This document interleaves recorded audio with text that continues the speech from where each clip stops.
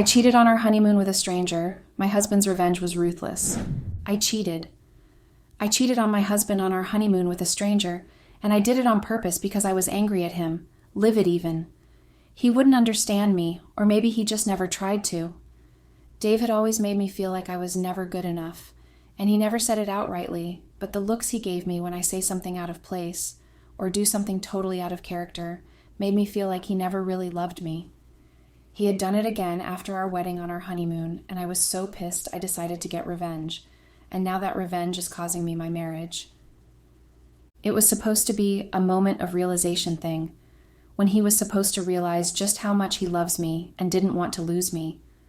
I expected him to yank the stranger's arms off of me and pull me into his and fight for our love. I expected him to look annoyed and take some actions, even if it wasn't violence. I just wanted, expected, craved something, anything at all to prove to me that he loves me, and I wasn't being a crazy person thinking the exact opposite, but none of that had happened. Even when the stranger wrapped his hand around me and danced with me, he said nothing. When the stranger pulled me in purposely and slowly, but definitely made his hands to my bottom and caressed it rather roughly, he still said nothing. When I became even more bitter because of his reaction and I leaned in to kiss the stranger to spite him, he still said nothing. He just watched me with a blank expression on his face, and he had instead taken his champagne glass, toasted with a few people, and sipped it like there was nothing out of the ordinary happening at the bar that evening. It made me much more upset, and I had suggested to the stranger, whose name I found out eventually to be Jones, that we left the party for somewhere private. I saw him watch Jones lead me hand in hand out of the party, and I expected him to come after me, but he still did nothing. He just sat there calmly and coolly like we hadn't just gotten married 6 months ago. He behaved like an onlooker who had come to the bar for some excitement and not one bit as a man whose wife was cheating right in front of him. Yes, we got married 6 months ago, but we never got the chance to go for our honeymoon because Dave had always been so busy. He had to even squeeze time out to make time for our wedding, and I had always hated how busy he could get. The honeymoon was supposed to be time spent together so we could rebond and even find more reasons to fall in love. I had been excited about the trip because before that, being a housewife and one with no hobby meant I was bored all day. And whenever Dave was around, which was almost never, he hardly said anything. He would usually just watch me ramble about everything that I did for the day. I was tired of the monotony of our marriage, and every day was predictable. Dave hardly had any time for me, and I have to look for something to do every day to fill my days. I went shopping with friends, to the spa, to the saloon, to restaurants, but they still weren't satisfactory, and they didn't make up for my husband's attention that was missing. Although the truth would be that Dave had a huge project he was working on then, and he needed his attention undivided on it. I knew that, he explained to me before the whole project ever even started at all, and I thought I would understand him. I managed to convince myself that it was just work. He wouldn't have to work every day and every hour. But that was exactly what happened, and it was so frustrating and I couldn't help but get annoyed. Even though I knew that the project was going to be long and time-consuming, it still didn't make it any easier to accept the loss of time with Dave. I met Dave through a friend who apparently thought of us as a good match. We went on a blind date and kicked it off, and that was it since then. We dated for 2 years before we finally got married, and Dave had always been the silent type. He preferred to listen than speak, and at first it really was nice. I was always talking. My friends had always complained about how easy it was for me to become talkative, especially about things I find interesting. So having someone who didn't judge or got tired of my talks was quite refreshing, and I liked it at first. I liked how kind, gentle, and romantic he was. Dave believed in buying gifts, and he did so countless times in our relationship, and I loved every gift, including the flowers. I really did. He was very much of a perfect gentleman, and I really enjoyed the whole process of dating him. But it became a really different story when he got this huge market-breaking job. He explained to me how busy he was going to get, and he didn't want me feeling like I wasn't a priority, and I agreed to be there through the whole process, thinking it was only for a short while. 1 month into the project, and I was so tired of hardly seeing him, even though we lived together. I started to get really pushy about marriage, and for some reason, him being so busy had made me feel really insecure. So I just wanted marriage as some sort of assurance, and Dave had given me exactly that. Our wedding was a short affair with just his family and mine in attendance.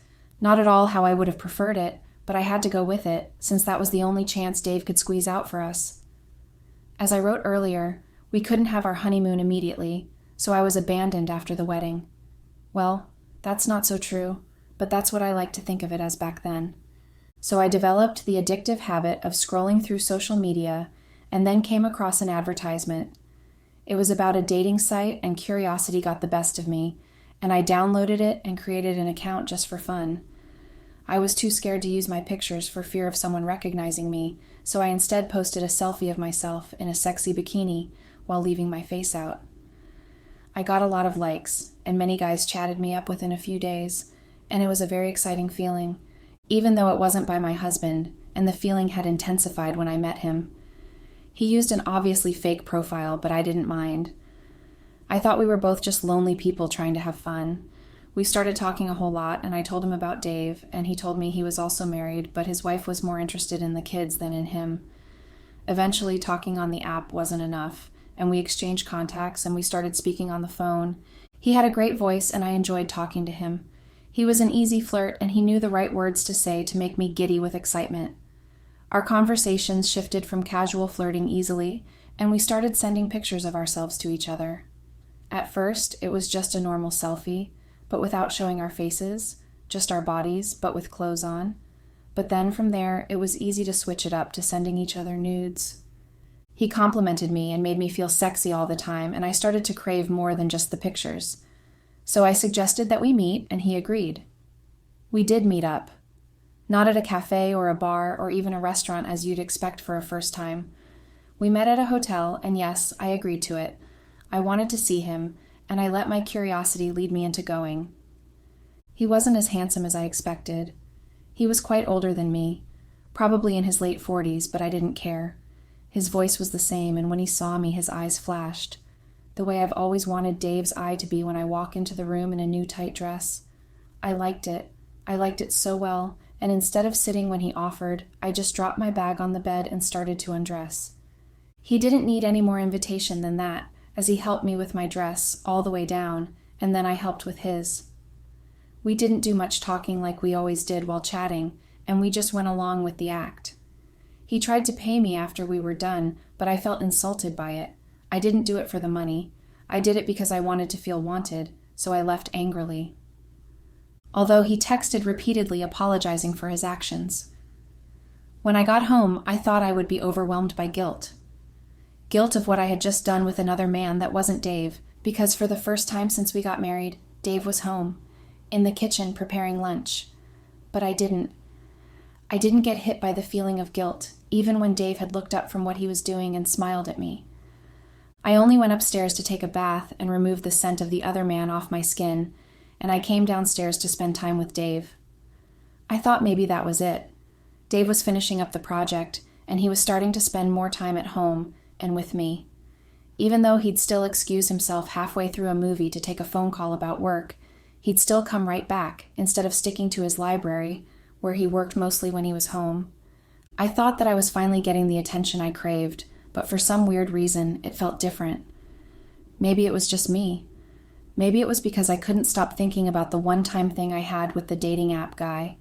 And so while Dave was sitting right next to me, the week after the day I slept with him the first time, I texted him again. He answered quickly, and I asked him to meet up again, and he agreed willingly. We met up again and repeated the same act as the first time, but I still wasn't satisfied. I wanted something, but I didn't know what, but sleeping with him gave me a bit of satisfaction, so I kept doing it again and again. We both knew that what we had was just sexual attraction, and we both were doing it because we didn't get the attention we craved from our individual spouses. It wouldn't last, it couldn't. I mean, I expected that it wouldn't, but it was still very annoying when he texted me a week after our frequent meetings and told me his wife found out about his visits to the hotel and he's at the verge of losing his home. He didn't want to see me anymore, and he cut me off. I was pissed when he did, but I couldn't do anything about it. I was suddenly back to craving Dave's attention fully, but for some weird reasons again. I still kept getting that weird feeling that Dave didn't love me, not the way I did. I blamed him in my mind for the affair I had, and he just didn't feel the same as he did in our relationship. He looked at me weirdly, and he never says anything to me except when I say something first. He was always so quiet, and it made me so paranoid, thinking maybe he caught on to the affair I had. And it wasn't even helping matters that even when he does spend time at home, it was almost like he wasn't there at all. I kept trying to reach out to him emotionally, but it seemed almost impossible. So my friend, who had only gotten married recently, returned from her honeymoon looking so happy, and I concluded it was because we didn't have our honeymoon when we got married. So I managed to convince Dave so we could finally have our long-awaited honeymoon, and he agreed to it. Or rather, he went along with it. I did the whole arrangement myself, choosing the particular place for the honeymoon, and I chose somewhere as far away as possible so he didn't get called back anytime for work. I did the booking of the hotel for a week-long stay, and I even booked us some couple activities together when we got there. But instead of the attention I needed and craved so badly from Dave, he still was his same withdrawn self. He did the activities with me, but he didn't look like a man in love like the other couples were. Even when we were alone in the bedroom and I tried to seduce him wearing the really uncomfortable heels and lingerie, Dave just looked at me and looked away. I was angry and pissed. Eventually, the final 2 days of staying over at the hotel for our honeymoon, the hotel apparently had their 10th year anniversary and invited all its guests to celebrate with them. I figured it was a good chance to play dress up and also even finally get some compliments from Dave. I purposely allowed Dave to go to the party without me, my intention being that I wanted him to see me enter the party being adored by men, and he would become jealous and come instantly to claim me. So I dressed up in my red dress, which looked like a dress made for a child and not an adult. But I had an aim, so I refused my first instinct to change it. I even abandoned my wedding rings on the bedstand to prove a point to Dave. When I walked into the party, I could feel men's eyes on me, even men with partners. I knew when Dave saw me, and I purposely walked past him to sit at the bar on a single stool and ordered a martini. I needed him to see what it was like craving attention from someone who wouldn't give it, so I sat there waiting and smiling at the men that winked at me or tried to make a pass at me. One of them, who had no partner, had finally walked up to me and sat with me. I paid him no attention at first, but when I noticed Dave looking at us, I quickly tuned in. Laughing at his not-so-funny jokes, placing my hand on his chest like I was interested, I even allowed him to whisper nothing into my ears. When he pulled me to my feet in my see-through dress so we could dance, I almost refused, but eventually I agreed. When he held me, I was facing Dave directly, and I could see his reaction. I watched him watch me with a hooded look on his face, and he had no expression that could tell me exactly what he was feeling like. And when the stranger, thinking I was so interested in him, grabbed my bottom, still no reaction from Dave.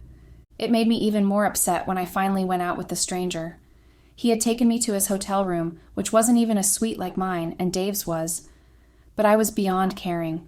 I craved that feeling of satisfaction and being wanted so much, and like I had done with the first man, I allowed the stranger to have his fill of me.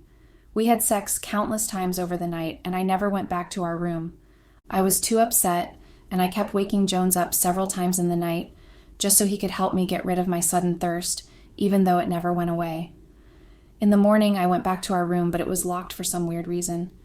I couldn't open the door, and when I asked one of the receptionists for a functional key, she told me that my husband had checked both of us out that morning.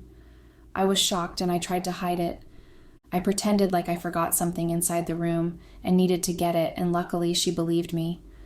I got my clothes and had a quick bath to change into something comfortable instead of wearing my last night dress.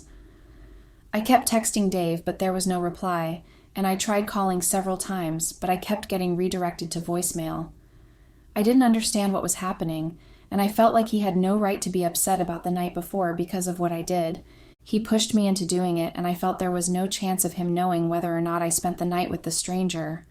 I know how stupid that sounds now, but I felt that way at that point. I was the wronged one. So I made my way home on my own in a public bus. When I got home late in the evening because the bus kept having several stops for annoying reasons, Dave was obviously home. His car was parked in the garage. So I tried to go in, but I couldn't. The door was locked, and I kept trying to fit in my key, but it wouldn't bulge. I tried the doorbell, but no one was answering me, and I tried yelling for the housekeeper since it was a Sunday. I knew she was always around to clean the house on Sundays, but there was no response. I was so upset, and I tried Dave's number again, but it still had the same result. It was then it dawned on me that Dave was punishing me for what I did the previous night. So I texted him an apology I didn't feel like making, hoping he would open the door and let me in, but there was still no difference. He wouldn't open the door, and I eventually had to go somewhere else to pass the night when Dave still refused to open the door. The next day was when my life took a fast turn downhill. It's even horrible remembering exactly what had happened that day. A call from my mom woke me up, and I picked it up groggily, but when she kept trying to yell and cry at the same time, I couldn't pick up her words. My dad must have collected the phone and disconnected the call because I heard his voice in the background, and he sounded angry. I was worried and tried calling my sister to ask what was wrong when another call came in. It was from a friend whom we hardly spoke to anymore. We had been good friends from school, but when we graduated and went our separate ways, so did our usual banter and deep conversations. I was surprised to see her call, and when I picked it, instead of the usual pleasantries, she asked me if it was true. Confused, I asked her what she meant, and she just ended the call and forwarded a link to me. When I clicked it, the link redirected me to Instagram, and in particular, my husband's Instagram account. It was shocking because Dave never had an Instagram account before. He believed it was only a time to waste your energy and data instead of being productive and making money. I was shocked to see his full name, not even a nickname. He had no profile picture on it, and he only made a single post. I was horrified when I discovered the content of the post. It was me. Naked. There were pictures of me, the selfies I took of myself to send to the first man I slept with. There were screenshots of the hotel receipts that I visited with him. There were even screenshots of our chats on that post. There were also screenshots of my chats with him insulting him for choosing his wife over me, and me calling him a coward and his wife's slave. Texts I sent to him when he decided to cut me off. It didn't end there. There were pictures of me in my tight red dress on the dance floor with the stranger, pictures of me kissing him, and there were even pictures of me entering his hotel room with him. And crazily, the last one was of me sneaking out of his room this morning with my heels in hand. The post got over 1,000 likes and a lot more comments underneath it. There was no doubt to the people who were suddenly interested in commenting and reposting that I had done exactly what the pictures depicted. I was called a whore and many other insulting names. People that never knew me now had the right to judge how I should be punished and treated for my actions. The friend slid into my chat again and asked if it was true, and I thought maybe I could explain things to her. Desperate for someone to listen to me, but immediately I typed and sent, "It is, but I can explain." She blocked me. I was so shocked, and I couldn't process anything that was happening anymore. My sister called me next, and she told me that our parents were really upset and disappointed. She told me not to come home for a while, and I asked her if I could stay with her for a while, but she gave excuses. Her husband didn't like strangers in their home, and she didn't want her children affected by the rumors circulating around. All my friends, one by one, started to unfriend me on social media and blocked my number until there was no one left to call to ask for help. I was stuck inside a motel room crying over the loss of my social and physical life within an hour. I tried reaching out to Dave again, but it was still the same. He wasn't picking my calls or returning them. I went to the house, but Dave still wouldn't let me in despite my pleas. It's been a week after that, and nothing is better. My social life and my physical life is being massacred by people who knew absolutely nothing about me, aside from what they had seen on social media. The problem right now is, I really don't care that everyone in my life has decided to ignore and treat me like dirt. I don't care that the people online have decided that I am a disgusting creature and need to be kept in a cage to prevent me from roaming from man to man. Well, I do care, but not as much as I care how Dave now perceives me to be. I don't know how he found out about the affair, and how he managed to gather all the evidence he needed to expose me and have his cruel revenge. But I still, amongst everything else, crave his forgiveness the most. I did the wrongest thing, and I know that it took his post on social media to make me realize just how awfully I behaved, but I still just want him to forgive me.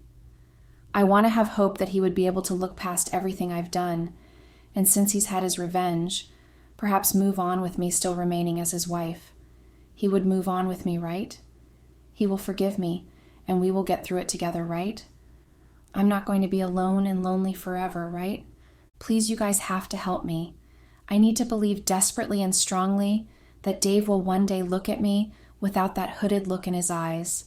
You guys need to help me believe that I will one day get back into Dave's life and arms again. It's the only thing that will help me survive this period. Please. Update. Hello, Reddits. Life has been really awful to me. Over the past few weeks, everything just seems to be really stagnant and not working for me. I've become a castaway in my family and even to society.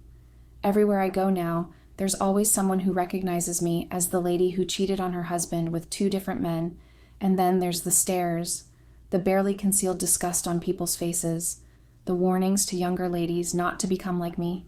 There's the stigmatization that is almost as bad as the silence. I've been made a laughingstock, and I've had to delete my account on Instagram just so people would stop tagging me with my nude pictures gotten from Dave's post. So I would stop getting ridiculous private chats from men for a free booty call, and so I would stop seeing all those negative comments about myself that I'm starting to believe. It doesn't help matters that just last week I got a letter from Dave's lawyer with the divorce papers already signed by Dave. He has blocked every desperate attempt of mine to reach out to him, and believe me, I've tried several times already. I've called, texted, gone to the house so many times already until I was banned from entering the street because Dave had apparently reported me to the security for stalking. When going to the house wasn't doable anymore, I started stalking him at work just to get a chance to talk to him. But every time I tried to enter the office building, no matter what disguise I'm in, I'm always found out at the entrance and thrown out almost immediately. I had no access whatsoever to him, and there was no one I could call to help me beg him. His mother, who loved her son more than she did her husband, had called me after that first day of Dave's post and insulted me so much. His friends had all blocked me too, and there was nobody willing to help me, not even here. I came here with the hope that somehow, in some way, even though I get judged for my actions, someone somehow will realize the sincerity and desperation in my heart to have come here on this app to explain my side of the story and want to help me gain favor with Dave again. But it seems to all of you that even despite my own explanation of everything, you guys see me exactly the same way the people that commented on Dave's post see me. You guys have mocked my heart desire.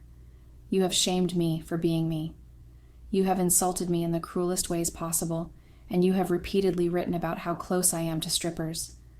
The only difference is, I didn't have sex for the money. Your comments meant to deepen the wounds in my heart did exactly that, and even more. I have found myself countless times now without trying to, hating myself and wishing that I wasn't existing, rather than this embarrassment and disgrace that I have to be facing at the moment.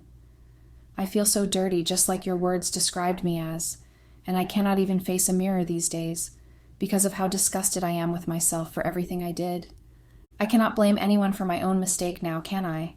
I did all of these things to myself, and I caused everything. Dave never gave me reasons to doubt his loyalty to me, and he was only just busy.